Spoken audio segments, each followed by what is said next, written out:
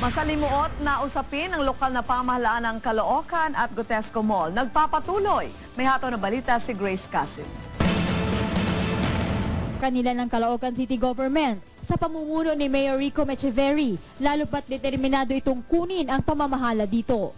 5 sako ng salapi ang lumabas para matigil na ang problemang ito na may patutungo dapat sa City Hall.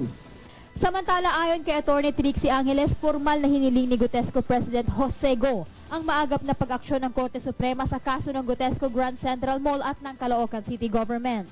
Partikular na pinadidignan ng Gotesco ang March 6, 2009 desisyon ni Caloocan RTC Judge Oscar Barrientos na pumabor sa petisyon ng Caloocan City Government na kunin ang naturang shopping mall.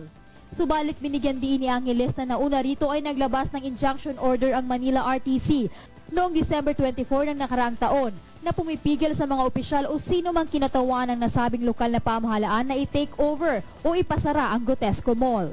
Ngayon, sinasabi ni Mayor, di kayo nagbabayad ng buwis. Ang sinasabi namin, dinala nyo sa korte. Bakit ayaw niyong intayan matapos yung paglilitis? Bakit nandito na kayo? At nangangako na kayo sa mga constituents nyo na atin na tong mall na to. Paano nangyari yun, Mr. Mayor? Di ba dapat sumusunod tayo sa batas? Hindi ba dapat executive officer ka eh? You are expected to execute the law.